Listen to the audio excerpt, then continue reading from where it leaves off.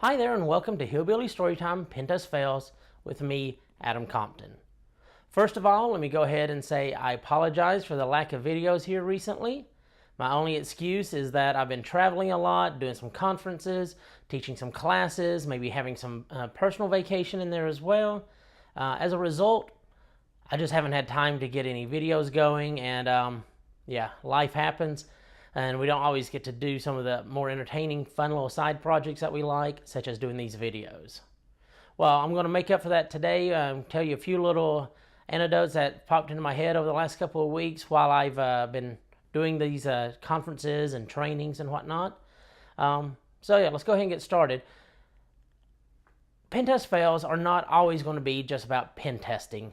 We, as consultants, as people in the industry, people doing this kind of work, at times we are called to go to conferences, give presentations. Maybe our employer runs a training course, or we want to do a training course on our side, on the side where we're teaching it, offering up some of our knowledge to others. And so we have to prep for stuff like that. We have to teach these kind of classes, and it's not necessarily pen testing that we're doing at this time, but we're teaching others to pen test and sharing some of our life lessons and stuff like that with them. Most of the conferences I've been giving here recently have been in regards to this Hillbilly Storytime Pen Test Fails. In fact, if you want to see a video for one of the more recent ones here, if you look up in the corner, I think it'll be up here somewhere, is a link to a video from B-Sides Knoxville I did earlier this year. Go check it out. It's about 45-50 minutes long, I think, and it goes over some of the stories you might have heard already, but it's more of the conference venue style. Maybe there's some stuff in there you haven't seen. Maybe it's a different twist on something I've already told. So please check it out and continue on. So, but preparing for these conferences, one of the things that you end up having is you have like your packing list, stuff that you pack, make sure you have ready when you get on site. Inevitably, I always end up forgetting something on the way. Some of the things I've forgotten have been, I've never forgotten my presentation itself. I've never forgotten that. I've forgotten small things like my the little remote clicker that you can click to advance and go back a slide and stuff like that. That's okay. I can always usually use the keypad. That's fine. No big issue there. Another one is I have forgotten the adapter because I use a MacBook Pro. Not always do the venues have HDMI that you can use. Sometimes they want VGA or something like that. I have a whole box of adapters. Inevitably, I always end up forgetting to take the right ones or taking any at all. So I'm scrambling at last minute trying to find that to get that taken care of. And probably the biggest one yet that I've forgotten has been my adapter for international travel. Recently went over to Europe, to InfoSec Europe, to present over there. Had everything prepared, everything on my laptop, good to go. Had my adapter in my room even. Granted, I was staying central London and the conference was out a little bit, but so I did have an adapter, just not readily available to me.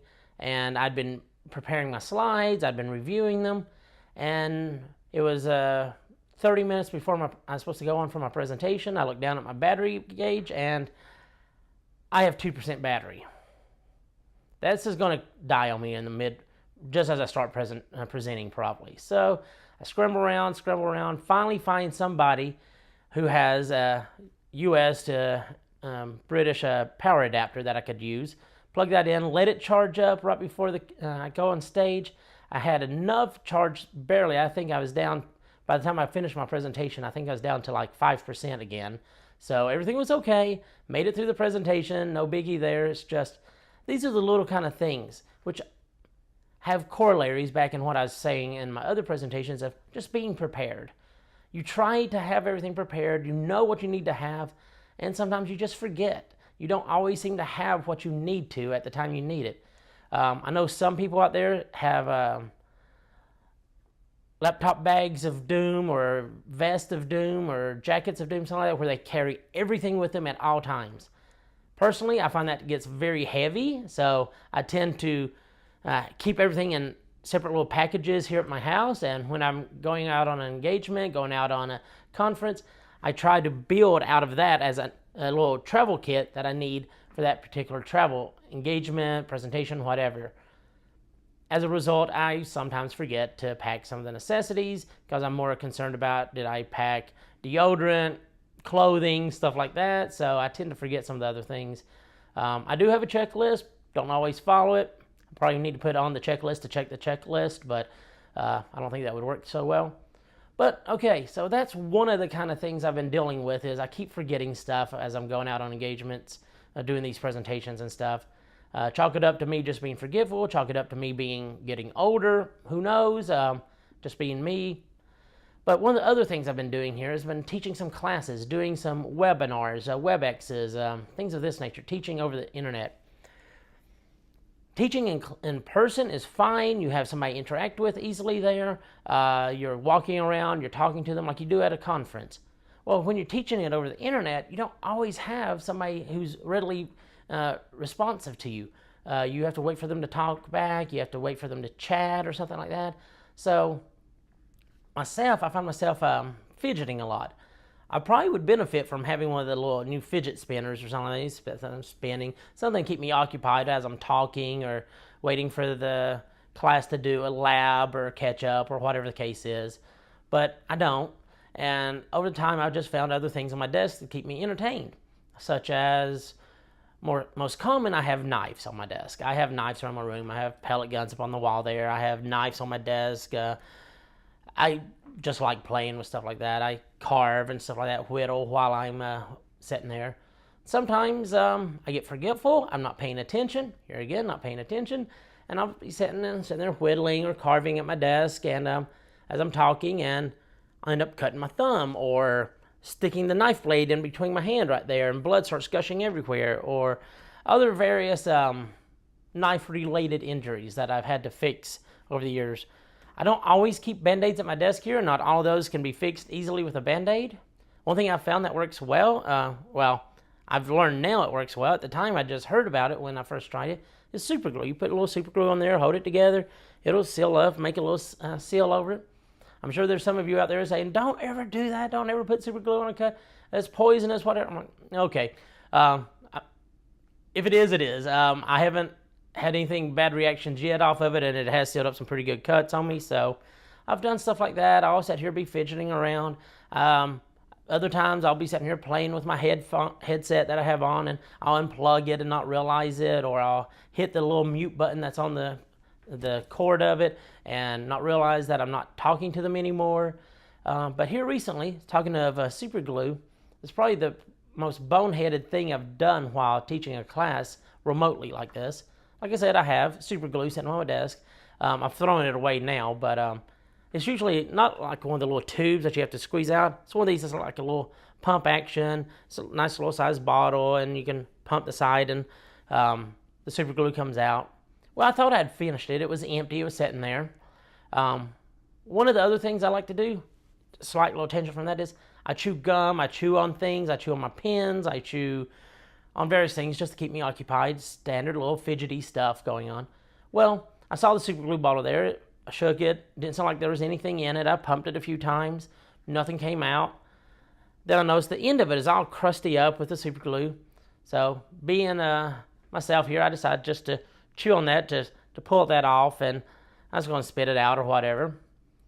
Well, there had been a little bit of super glue left in there, and as I pumped it a few times there, it put pressure behind that end cap that it was all gunked up with super glue and sealed off, and didn't realize it. And when I bit that off of there, that super glue went in my mouth.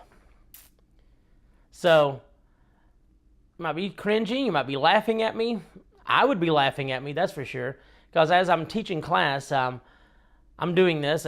I'd taken a little break and offering, it was a lab time, and the students were out there doing whatever they're doing for the lab. And I'm in another little chat room chatting with some of my coworkers, and I'd been quiet for a little bit. I bit that off, super glue went in my mouth. I'm sitting here spitting it out. As soon as I get most of it out of my mouth, I chat over to my friend. I'm like, so, yeah, I just super glued my tongue to my teeth. And he starts dying laughing, all that. But the thing is, yeah, actually I did. My tongue stuck to the back of my teeth. My teeth stuck to my lip. Luckily, super glue, if you It does get sticky very quickly, but if you add a lot of water and moisture to it, it does come off pretty easy right away, at least in your mouth, I've come to find out. So I got it all out. It's no problem there, no permanent damage, just a little frustration there at the beginning. But yeah, so yeah, don't chew on super glue. I don't know, if you're going to be fidgety, don't play with knives and be distracted. Don't chew on super glue bottles. There's all kind of things in there. I've managed to spill sodas. I've fallen out of my chair before by leaning backward and be teaching class and whack, hit the floor. Have to stand up, explain to the class why all of a sudden, if it was a video one, why they saw me fall backwards and have a good laugh about it. But yeah, so there's not really a lot of Pentest fails going to be in this video today. It was more of just some of the humorous things I've noticed about the way I present and the way that I teach classes. So yeah, I mean, hopefully starting in the next, starting the cycle back every 2 weeks, I'm going to be putting these videos out. So I've been working on trying to get some new material, talking to my colleagues, seeing if they have any new material as well. I've got a little backlog of stories I want to tell. Just got to get out there and record them. But if anybody has any recommendations or requests for particular types of stories you'd like to hear, whether it be just incidental or tangential stuff like what I told today that doesn't really directly relate to pen testing, but is stuff that we deal with in the pen testing lifestyle where we are giving conferences, talks, and teaching, stuff like that.